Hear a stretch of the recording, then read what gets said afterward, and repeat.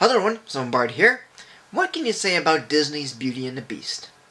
The 1991 animated classic based on the French fairy tale, which became the first animated movie to be nominated for Best Picture, is not only one of my favorite movies, but my favorite movie in the Disney Renaissance era. And this version would later get a Broadway retelling, a special edition version with the song Human again, and finally a live-action remake in 2017, which is what I consider to be a very well done take on the original. But this isn't going to be a compare and contrast of the two, nor is it going to be a review of one while briefly mentioning the other. Because quite frankly, I really enjoy both of them, and I have no interest in liking one over the other. I'm just going to look over both of these films and see what worked and what didn't, and why I think so. And to be fair, I'm only addressing the original version of the animated film, and not the special edition, since this one added song isn't in the remake. Let's start off by going over one of the main leads of the film, Belle. In the original, voiced by Paige O'Hara, Belle is definitely a beautiful and well-defined character. Loving books, loving her father, having a sweet personality, and trying to be brave around certain situations. Though I don't get the fact of her being a perfect character, because in moments where she defends herself, she does become defenseless after a while. But still, she's a really good character. In the remake, played by Emma Watson, she's almost the same, being rather pretty and, dare I say it, cute? But she does have a bit more to her than the original, in that she wants to know about her mother, even when her father can't seem to bring it up, which is never brought up in the original, so of course she's fine as well, and I do enjoy both versions anyway for how they do. Now for the other main lead, the Beast. In the original, voiced by Rob Benson, the Beast has a great personality and is often very animal-like in how he's shown. There's also a sense of likability to him, even with him being threatening. In the remake, played by Dan Stevens, the Beast is pretty much fine. Even though he rarely acts like an animal, he does offer a sense of charm as the original. But where the original would be better, there is one major difference. The prologue stated that after the prince was turned into the Beast, he fell into despair and lost all hope. So when Belle enters the castle, he somehow gains some hope about her being the one to break the spell. Why is that? What made him come to realize that, and why Belle specifically? Did other women come by the castle and he just ignored them? Sure, he has some heart for Belle, but it makes him too easy to sympathize with when he's supposed to fall in despair and lose all hope. The remake did fix this up by actually having the Beast lose all hope. He's more cold-hearted and cruel than the original, which is why he doesn't show Belle to her room, because he's really a beast, and the fact that he thinks Maurice is a thief, and that his own father raised him like that. And it's only when he saves Belle from the wolves and Belle heals his wounds that made him gain some hope. Though the Beast's smile in the remake does make him look cute, while the original looks quite silly.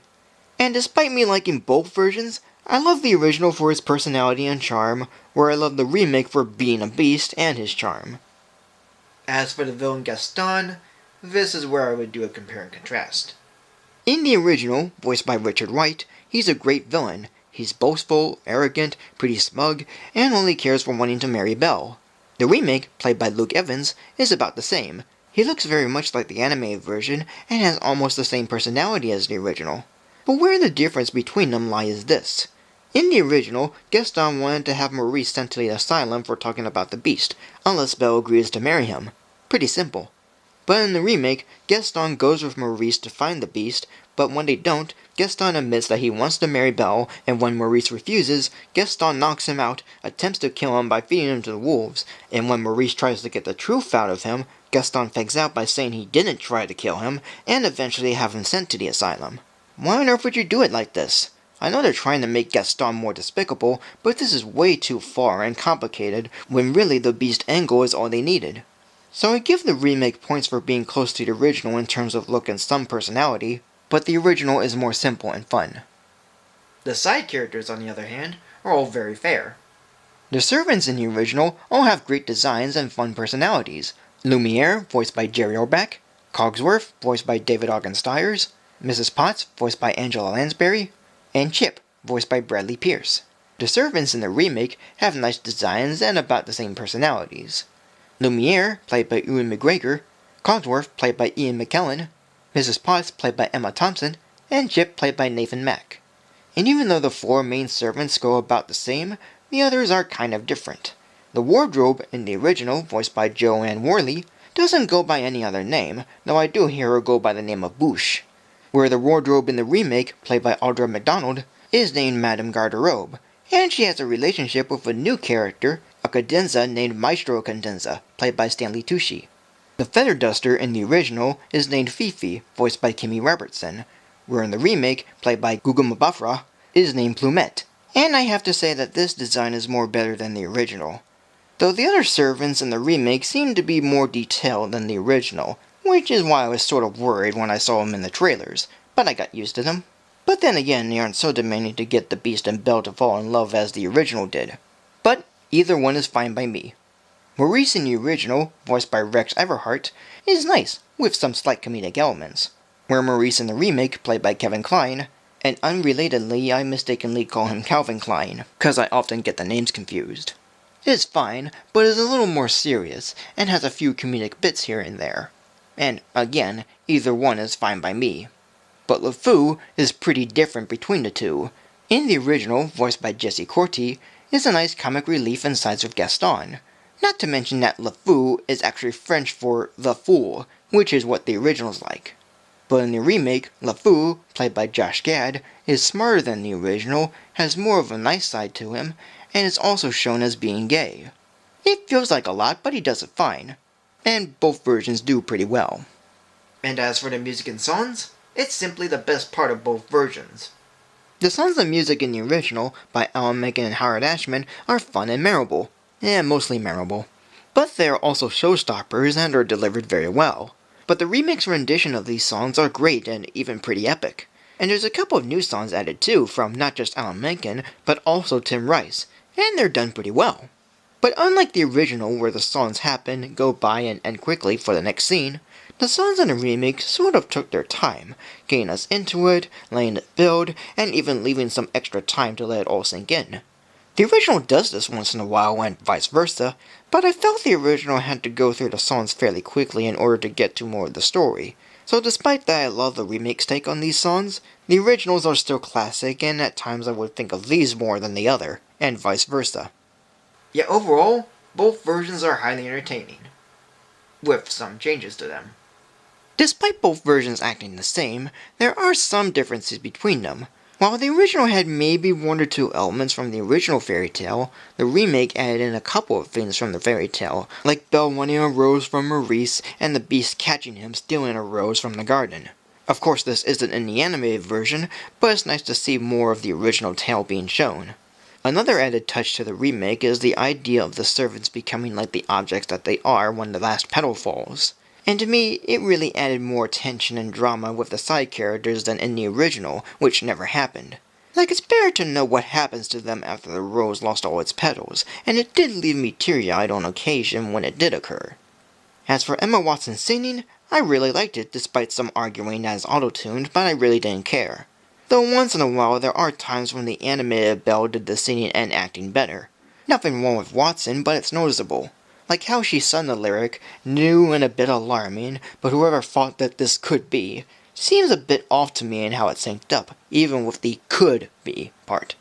And the animated version did it well because it's basically the character's thoughts being said. Another is during the Belle reprise, and the animated version did go all out, even at the final in the fields. Yet the remake did it well until she gets to the top of the hill. Like, couldn't she spread her arms out like Julie Andrews in Sound of Music? The music makes such a big note about it. Try to do something more than just stand around. Look, use that tree in the background, swing around it, and take your clothes off. Actually, on second thought, don't do that. Bottom line, I really liked Emma's singing and acting. And yes, there are moments in both versions that act in the same way, but each one did them a little different. Like when Belle in the original finds Maurice's hat, she looks down to see it and picks it up. Where in the remake, Belle picks up a stick to defend herself, and even though you don't see her look down at it, I make the assumption that she's looking down at it off-screen and she picks it up.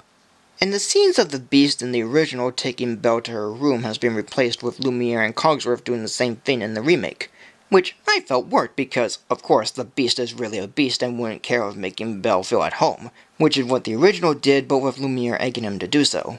But one big difference for me on both versions is when Belle had to choose to leave or stay after the Beast saves her from the wolves. In the original, Belle just looks ahead, looks down at the saddle, then back at the Beast, and then gets him back to the castle. But in the remake, Belle gets herself ready to go, she looks back and forth between the saddle and ahead, there's a shot of where she's looking at, she goes to the beast to ask him to stand, and they go off back to the castle. And for that scene, and in most respects others, the remake did make me see the flaws of the original and it did improve on them. It's a very well done remake with more added to it and extra changes, as well as took its time to go through some moments. The animated version does take some time as well, but in most cases it felt pretty rushed and there tends to be a lot more humor than the remake. And it does seem ironic to think that the first animated film to be nominated for Best Picture has many moments like this, and this, and that, and this, and that, and hair, and this, and that, and that, and this, and you get the idea. And even if the remake did the animated version scene for scene and line for line, it would get very boring very quickly. And thank goodness it didn't, because I was expecting it to do the same. But where the remake does top the original in some or most parts, the animated version as a whole can't be topped. It has great animation, its story is simply told, and the characters and songs are great. So even though I really enjoy both versions for what they are, and in some cases the remake is better, the original will always remain a classic. So the original animated version gets a rating of 4 stars, while the live-action remake gets a rating of 3 stars.